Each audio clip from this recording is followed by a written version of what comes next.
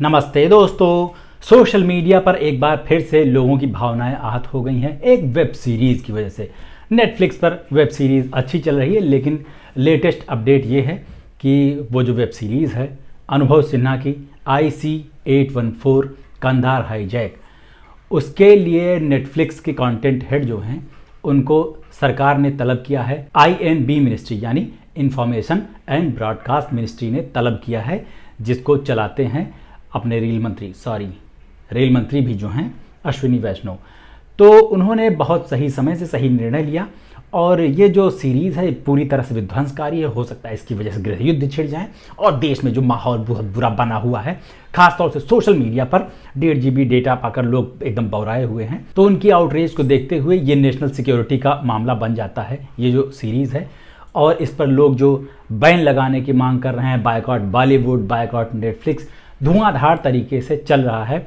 और इस सब की जो वजह समझ में आती है वो सिर्फ और सिर्फ एक है, अनुभव सिन्हा पॉलिटिकल बयान कैसे देते रहे हैं, पहले ट्वीट वगैरह जो करते रहे हैं, और उनका जो झुकाव है वो तो किसी को नहीं पता किधर है, लेकिन वो बीजेपी के फेवर में तो कभी नहीं रहे और उसके विरोध में अक्सर बोलते रहे हैं ट्विटर पर। पहले तो बहुत ज़्यादा बोलते थे, बाद में सन्नाटा खींच गए और फिर वो अपनी फिल्मों पे ध्यान देने लगे। उनकी अनेक फिल्में आई, नहीं अनेक भी उनकी एक फिल्म थी, उसके बाद भीड़ आई, उसके बाद फिर कोई आई और इसके बाद अब ये वेब सीरीज़ आई है नेटफ्लिक्स पर, जो कि काफ़ी समय बाद कहा जा रहा है कि ये इनका एक अच्छा काम है। एक फिल्म और आई थी इनकी थप्पड़, जो अब जाकर लगा है लोगों को, अब उसकी झंझनाहट महसूस हो रही है क्योंकि ये सीरीज़ ऐसी लग गई। अच्छा, उसमें विवाद क्यों हुआ है ये भी लगभग सबको पता ही होगा, क्योंकि जो प्लेन हाईजैक करने वाले 5 लोग थे उनके मुस्लिम नेम्स थे और इसमें बताया गया है कि वो जो नाम हैं वो हिंदुओं के रखे गए हैं, शंकर और भोला और बर्गर और डॉक्टर, ऐसे नाम। तो बाकी का तो पता नहीं, लेकिन ये भोला और शंकर नाम जो है वो हिंदुओं की भावनाओं को ठेस पहुंचा सकते हैं, क्योंकि ये हमारे आराध्य शिव जी के नाम हुआ करते हैं।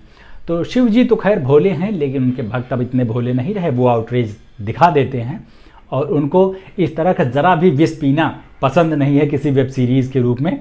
तो उन्होंने ट्विटर पर बढ़िया नाच मचा दिया है और अब नेटफ्लिक्स से लेकर अनुभव सिन्हा तक सबको पानी पिला रखा है। वैसे INB मिनिस्ट्री जितनी तेज़ी से एक्टिव हुई है ये बहुत अच्छी बात है कि वो देश के कामकाज में इतने दिलचस्पी ले रहे हैं, लेकिन नेटफ्लिक्स के कंटेंट हेड को समन करने से पहले उनको अपने ही दूसरे डिपार्टमेंट यानी कि विदेश मंत्रालय की वेबसाइट देख लेनी चाहिए थी, जिसपे कि वो हाईजैकर जो थे असली नाम उनके और उनके कोड नेम्स जो थे, जो छद्म पहचान उन्होंने अपनी बनाई थी, वो दोनों लिखे हुए हैं। अच्छा, दूसरे खेमे के लोग ये भी कह रहे हैं कि इसकी वजह से ये हो सकती है कि जो टाइम की सरकार थी अटल बिहारी वाजपेयी जिसके प्रधानमंत्री थे, उनकी नाकामी न देख ले देश, इसके लिए लोग नहीं चाहते हैं कि इस वेब सीरीज़ को ज़्यादा प्रमोट किया जाए, इसको ज़्यादा लोग देखें। जबकि मुझे ऐसा लगता नहीं है। सरकार पर जिस तरह का दबाव था, इंटेलिजेंस एजेंसीज़ पर जिस तरह का दबाव था, उस प्लेन को उड़ाने वाले कैप्टन पर जिस तरह का दबाव था, और ऐसी क्रूशियल सिचुएशन में सरकारें सोचती हैं, हमारे प्रधानमंत्री वगैरह ये सोचते हैं कि हमारी तरफ से जान माल का नुकसान ना हो। हालांकि बाद के दिनों में कुछ तो ऐसी अफवाहें भी आती हैं कि प्रधानमंत्री कहीं अटैक करवा देते हैं चुनाव जीतने के लिए, वगैरह वगैरह, इस तरह की कॉन्स्पिरेसी थ्योरीज चलती रहती हैं।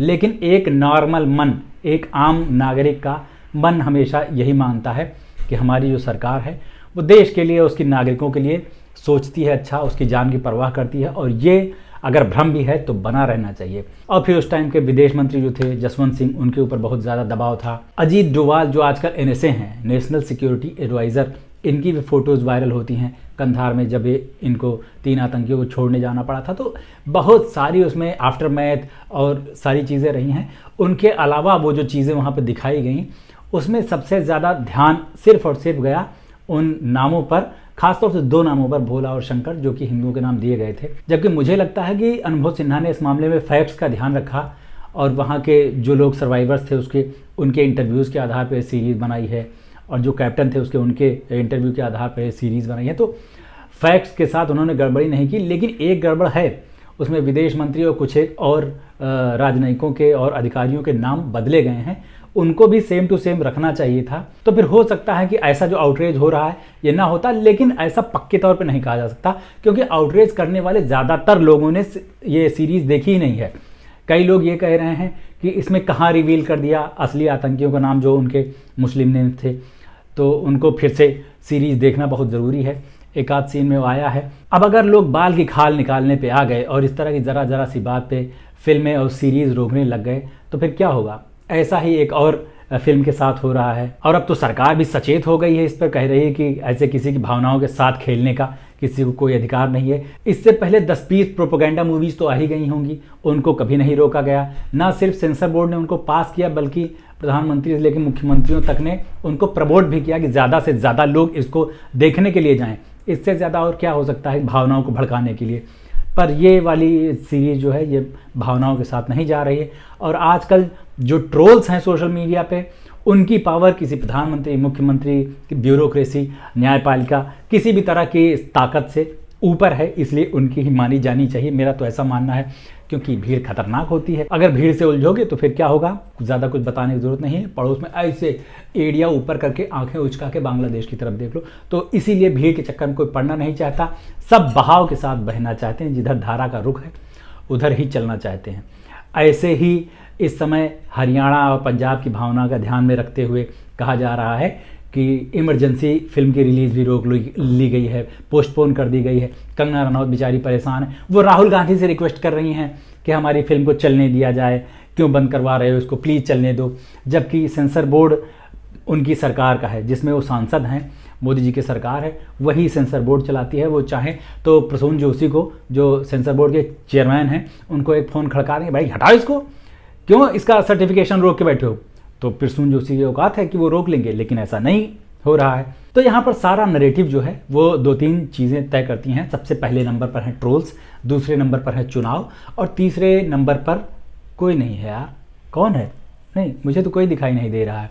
आप बताइए, आपकी नज़र में कौन है ऐसा जो अपने देश को कंट्रोल कर रहा है, चला रहा है। और अभी जब मैं ये वीडियो एडिट कर रहा था, उसी टाइम पे खबर आई कि नेटफ्लिक्स ने अपनी इस सीरीज़ से पहले, यानी IC-814 द कांधार हाईजैक से पहले डिस्क्लेमर ऐड कर दिया है, असली नाम लिख दिए हैं, और ये भी लिखा है कि वो घटनाओं के ऑथेंटिक रिप्रेजेंटेशन में दिलचस्पी रखते हैं, इसलिए उन्होंने वो जो कोड नेम्स थे उनका इस्तेमाल किया था। तो अब नेटफ्लिक्स वालों को पता चल गया होगा कि पूरी दुनिया में चाहे जैसा कंटेंट चलाएं, चाहे जिस तरह से दिखाएं, बड़ी से बड़ी सीरीज, चाहे जितना हीनियस क्राइम दिखा दें उसमें, चाहे इतनी वायलेंस दिखा दें, लेकिन जब भारत की बात आएगी तो यहाँ पर जो कंटेंट बनाना है, जो दिखाना है, वो यहाँ के ट्रोल्स को अपने दिमाग में रख कर ही दिखाना पड़ेगा। और मेरा ये वीडियो कैसा लगा, ये सत्संग कैसा लगा, बताना ज़रूर, और इसको लाइक वगैरह कर लेना, और मेरे चैनल को भी सब्सक्राइब कर लीजिए। अभी चलते हैं, लौट के मिलते हैं। नमस्ते।